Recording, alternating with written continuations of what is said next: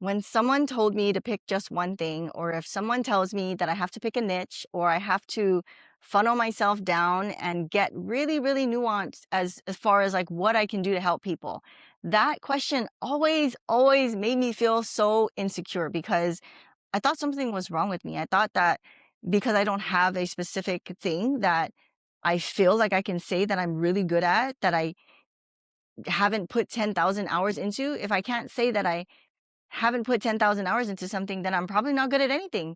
And there's a book that I recently just picked up.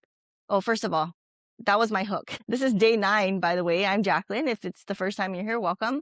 And I have been making daily videos for 9 days in a row. This is my 9th day, and I'm still practicing my hooks. I don't use any scripts or anything like that, at least for now. I don't feel like I need any.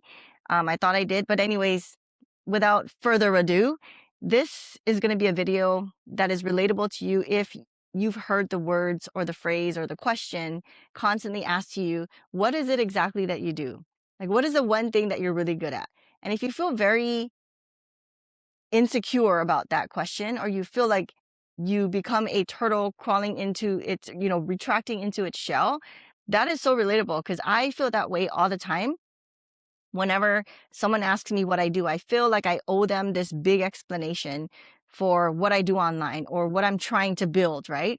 And when I rewind my life to think about when I started this online journey back in 2009, there's probably a couple mentions before video 9 where maybe 1 or 2 videos I've mentioned that I didn't feel like I was successful during those years that I was trying to build my online business because I was jumping around from this to this to this to the next to that to hearing what someone said and trying to learn what they're doing.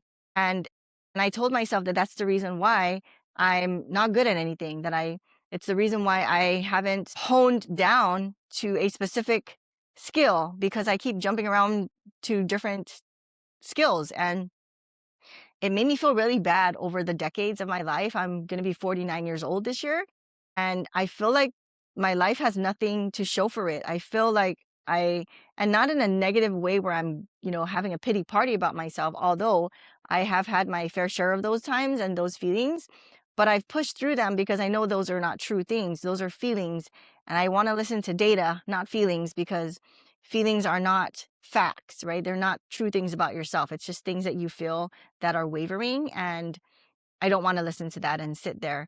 But yeah, it's this feeling of I'm not good at anything. But today I picked up a brand new book. I don't have the physical copy yet. I just picked up the audiobook, and I wrote some notes down here in my notebook where I've shared this before about this notebook that I carry around. I put all my notes in here. I've indexed it to put down the page numbers. I've, kept quotes in here and brainstormed ideas, title ideas, my feelings throughout the day, whatever. So I wrote some notes there. I don't have the physical book yet, but this book is called How to Be Everything. When I first heard about the title, I was like, what? That title I just gravitated towards that title. And by the way, the subtitle is so cool. Check this out. It's called A Guide for Those Who, and then she puts in parentheses, still, a guide for those who still don't know what they want to be when they grow up. That is so good, because I was going to say, raise your hand if that sounds like so relatable for you, if it rings a bell for you. But yeah, comment below if that's the case. And you can't raise your hand, I can't see you, but yeah, let me know if that's something that already stands out to you. And I have not read anywhere past chapter 1. I think I'm about to get into chapter 2. But it has been so validating for me to hear this person who has been where I have been, where she has tried. Her name is Emilie, Emilie Wapnick, Wapnick. And she talks about how she thought something was wrong with her because she started out in this one area. I think it was art. And she shares a story in the beginning of the book where she left the art industry, not like for working. I think it was during school. And like years later or something, I might be getting the story wrong, but just stick with me. Basically, she sees her instructor from her previous time when she was doing her art studies, and her teacher was like, "Oh, so what are you up to now?" She, at the time, was deep diving into law. She was, I think she said something about going to law school, and the teacher was taken aback. The teacher was like not expecting her to say that because she just went to school for art, right? Obviously. And so you're expected to, if you are going to school to be a doctor, then you're going to be a doctor. You're not going to be an architect. You're not going to be a librarian. You're going to be a doctor. And so, of course, her teacher was very surprised that Emily was diving into being a lawyer. And Emily goes on to say that she thought something was wrong with her. And it became this dreaded question of when people ask, "What do you do?" Because she's multi passionate, she didn't feel like she had a specific thing that she can bring to the world because she had so many passions. And I super relate to this because I felt that way about myself. But this book was very validating. It was very comforting for me to know that it's okay to have these different passions. And it's not a novel thing for me to say that. It's not like I've never heard someone tell me that it's okay to have different passions. But something about this book just broke it down a lot more simply for the way my brain works. If you are someone who feels like, "Oh, okay, I thought something was wrong with me.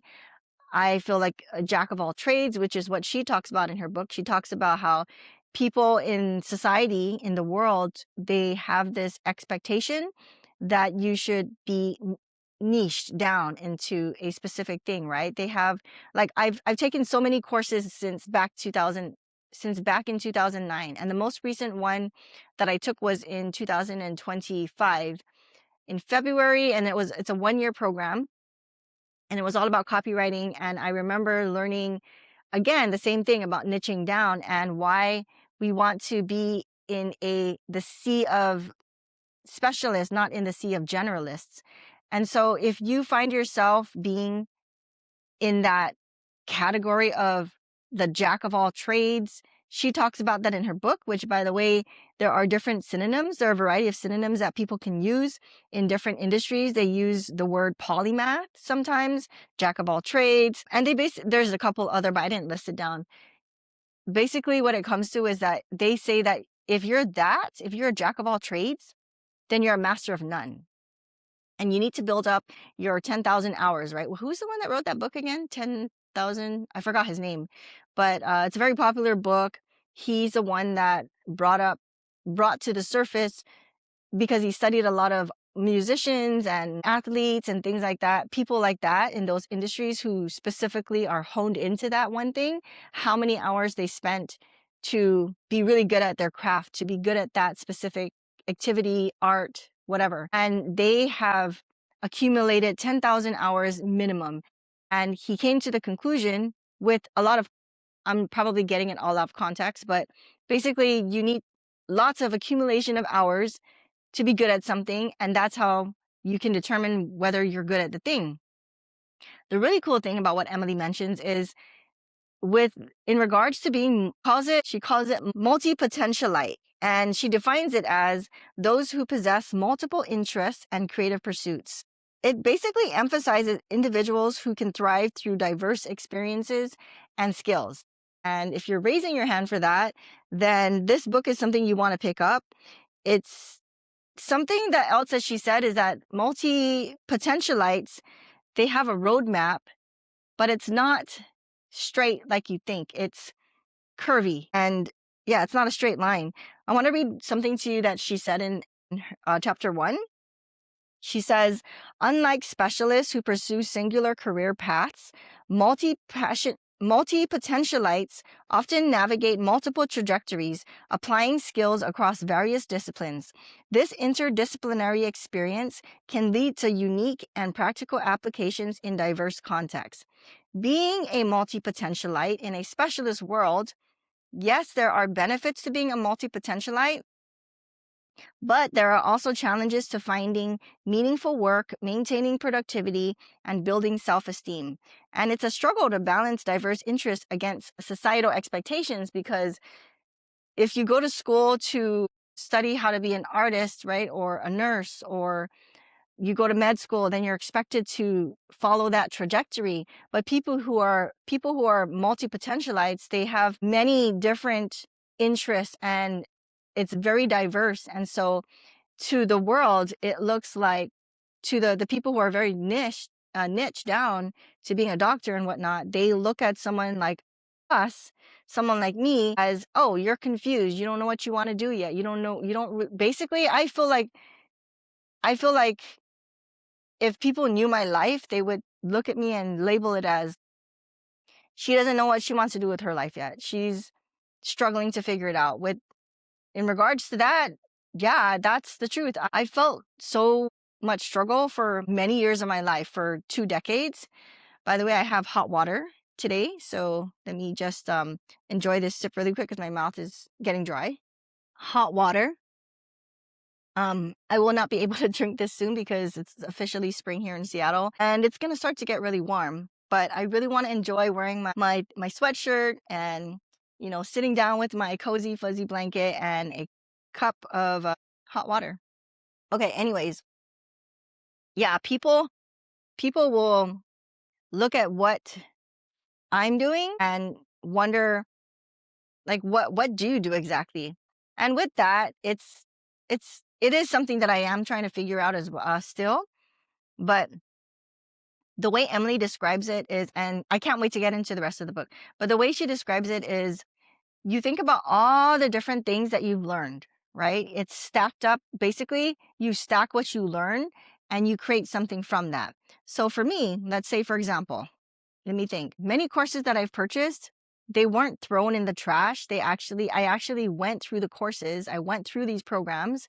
And even if I didn't build a course, or even if I didn't build a successful business through those specific programs, which it was supposed to help me with it, I still took those pieces and I applied it to this specific video, right? So for example, the way I title my videos, it's from the help of what I learned when I went through the copywriting course for a whole year. It didn't get thrown in the trash. Like, I wasn't trying to be a copywriter or anything. Although at that time, because I was learning a lot of copywriting, the book is teaching me, like, oh wow, okay, I'm realizing when I was taking that copywriting course, I wanted to be a writer. I dived in to learning how to write better. And as a matter of fact, before I started this challenge, I wanted to make this YouTube channel all about just showing still footages of different things from outdoors while I do voiceovers. And the voiceovers would be things that I'm actually writing like journals, and I would read it, and that would be my channel, because I was trying to look for a way to be minimal on how to show up on YouTube so I don't have to edit so much and be discouraged that I'm not posting any videos, which brought me to the 30-day challenge, right? But of posting these daily videos. And where was I going with this? So why was I saying that? I was trying to talk about showing up minimal, and I don't remember what I was trying to say. I'm trying to connect it. I'm going to move on. So yeah, this book taught me that what people told me about being multi-passionate, and saying that if you're multi-passionate, then you're a master of none. You need to spend time on one specific thing. You need to hone down. You need to hone in and figure that out. And that's what I was trying to do for more than 2 decades of my life, being on this online journey. And I've had a lot of tears and confusion about what I'm good at, what I can help people with. Like, I really want to do meaningful work to help people and use this online platform, YouTube, to find people that are my people that I can help them with, depending on what I'm really good at. And I'm like, what am I good at? I don't know what to help people with. I think I need to just show up on these videos, and it will come to surface, right? That's my theory. Is I will use these videos to show up daily and without any script, and eventually I will find, and it will surface, what I'm good at, is the niche that I want to get into. Based on the things that are coming out of my mouth, it will be revealed, and then I will find my niche. So I'm still reading the book, like I said, and I can't wait to get into chapter 2. Tomorrow, I think I'm going to the mall to pick up the copy at Half Price Books. It's like more than 50% off of what I could have got it from Amazon. So I was like, oh, I want to get it on Amazon because I can just get it by tomorrow. But I was like, nah, I'll just drive there and I'll drive to the mall and get it for 50% off and just spend time with my family and get out of the house. Guys, I have not left the house for like a little over 2 weeks because I was sick before this challenge for about 2 weeks. I never left the house. Okay, last night I lied is the first time I left the house, so almost 3 weeks. And so yeah, I would rather just go to the mall and you know go with my family. And I'm still gonna record a video, which is usually later on in the day because I wake up really late in the day. And I know I'm gonna go to the mall tomorrow later in the day, so I'm probably gonna record a video in the car or something. Yeah, I can't wait to get to the next chapters and read more about this topic, about this theme, because I feel like the struggle is something that can really hold you back. It makes you really wonder what is your purpose when you keep finding yourself jumping around from course to topic to different niches and different industries. And I feel like that has been my theme for a very, very long time. And I've cried over it, so many tears, wondering if there's something wrong with me because I can't pick one thing. And another part of me that I learned is I've mentioned before, I'm an HSP, which stands for highly sensitive person. And a lot of highly sensitive people, a lot of HSPs,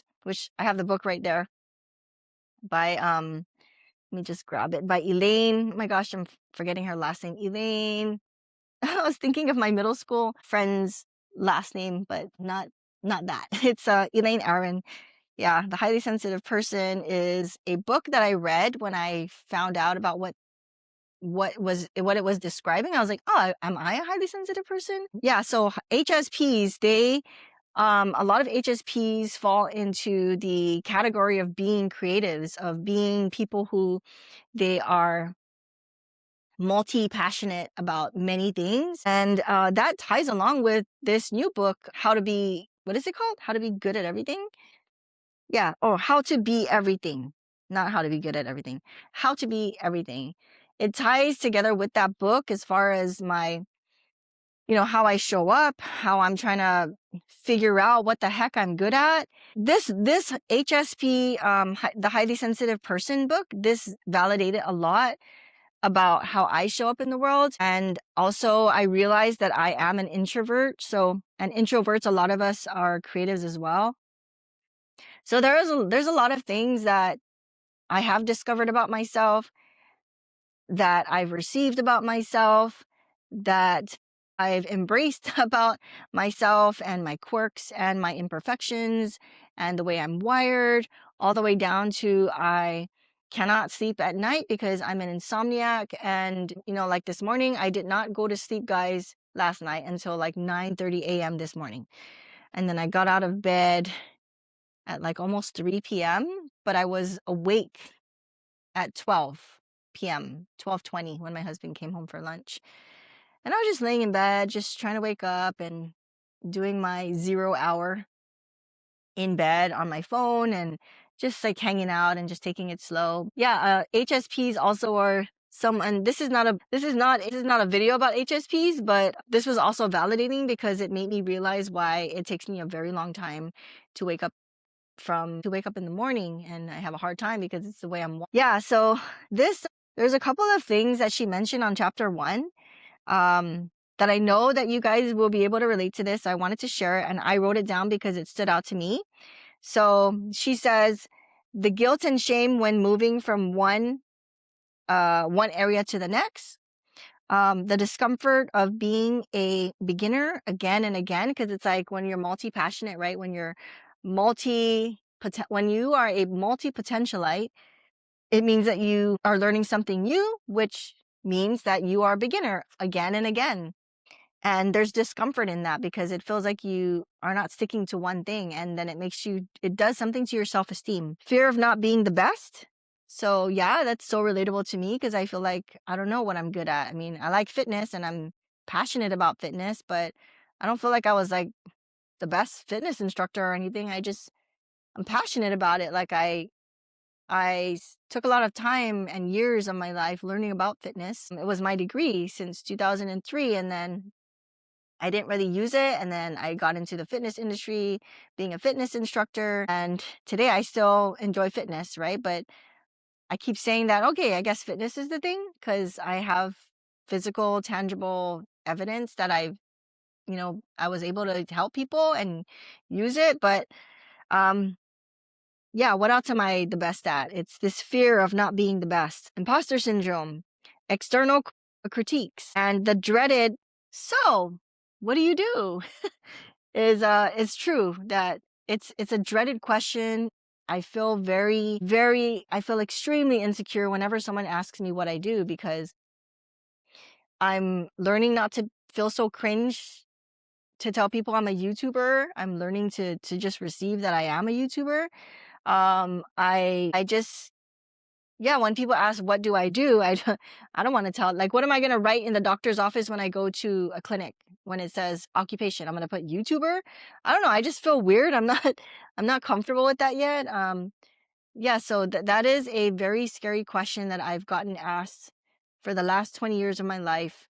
And I felt like something was wrong with me. I felt like maybe I should go into the work industry, the 8 to 5, 9 to 5 job, traditional way of working so that I can get good at something. But that was a lie that I was told about being a multi-passionate person, a multi-potentialite, as Emily Wapnick calls it. The lie is that you're confused and you're struggling with your life and you don't really know your purpose.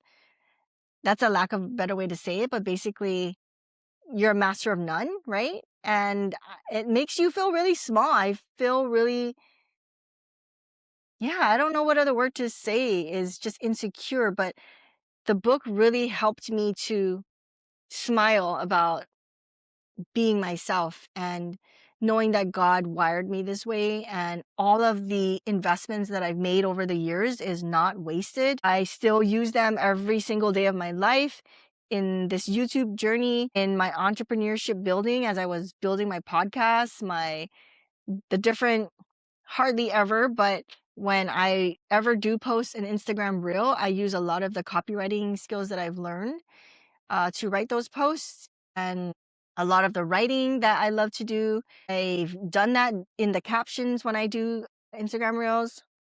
Yeah, so that it's a lie. It's a lie that I was told that being multi passionate means you're a master of none. Here's another thing that Emily did say.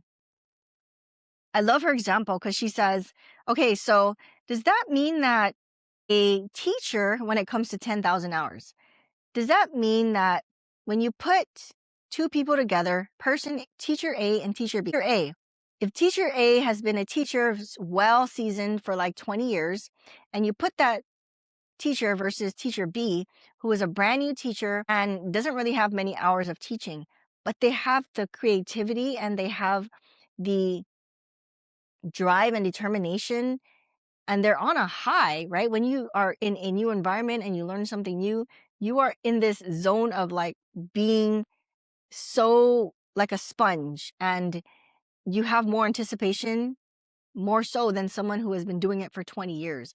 So does that mean that teacher A is better than teacher B? Does that mean that teacher A is someone that we should trust more than teacher B? And the answer is no, because no, that's ridiculous. Like, honestly, if I think about it in the setting of a church, so I'm a Christian, and I remember when I first started going to church, and I was considered a baby Christian, right? And I learned a lot about the Bible. I was on fire, and a lot of the older Christians, I remember them telling me, I really admire that. I really miss having that fire, and I wish I can be there again. But also at the same time, as a baby Christian, as a brand new believer, I saw because I am a passionalite, is that potentialite? Because I'm a multi-potentialite, I'm a multi-passionate person. Well, it's such a mouthful. It means that, and even as an HSP, It talks about that being an HSP is someone who really goes all into one specific topic. Sometimes it could be for weeks or months or even years, and then they will shift to another topic. They will shift to something totally different. Just like Emily in the beginning, where she was all into art. She went to art school, and then after that, she wanted to deep dive into being a lawyer. So, yeah, being a Christian, I was all into the Bible. I would read it every single day. It was, something that I did not read it cover to cover, because what I would prefer doing is reading a book of the Bible, a single book of the Bible, and I would study it. I would do word studies, and then I would look up commentaries, and I would buy Bible study books and read through that. I would go to spend a lot of time reading the Bible. And yeah, so if a brand new believer would spend that much time reading, does that mean that the person, if I'm comparing myself to an older Christian, does that mean that I'm less reliable to know the Bible versus the person who is more seasoned in as a Christian? And I would say not necessarily, because the more you in a general situation, right? I think you guys know what I'm trying to say. I think you get the gist. I feel like I kind of drilled into what I'm trying to talk about when it comes to person A and person B.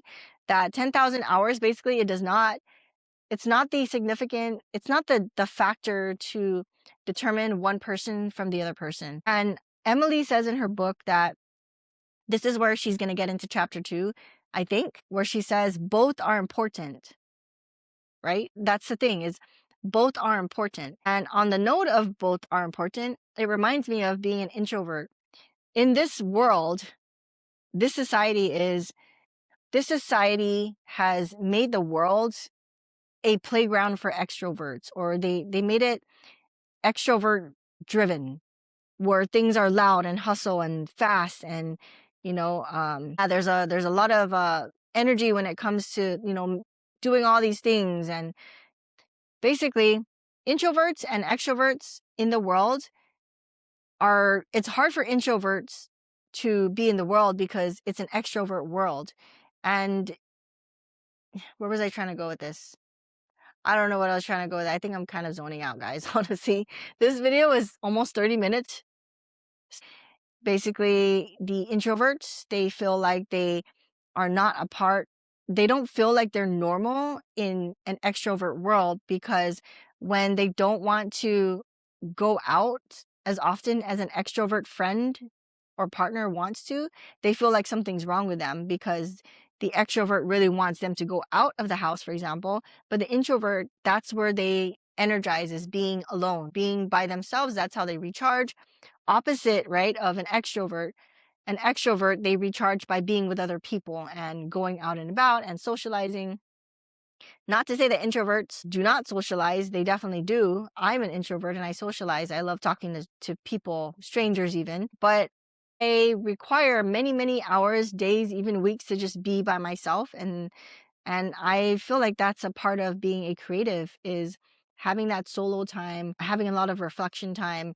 And obviously, this is not sponsored or anything like that, but I just was so excited to come on and film this video and share about it, because I know this is very relatable. So yeah, pick up the book, How to Be Everything by Emily Wapnick.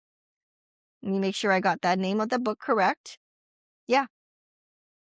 And I would love to hear if you really do pick up that book, even if it's just the audiobook. Come back and comment and let me know your thoughts on it. But I want to end this by saying that if you were told that being multi-passionate means that something is wrong with you, nothing is wrong with you, okay? You are a creative, and you are someone who is can I just say you're human, and we're all trying to figure life out, and you're not going through a phase, you're going through life. So that's the end of my video, and I'm glad you're here again on day 9. I'm gonna exit now. I will see you on day 10, and until tomorrow, thanks for being here, guys. Bye. Yesterday I was clever, wanted to change the world. Today I am wise, so I'm changing myself.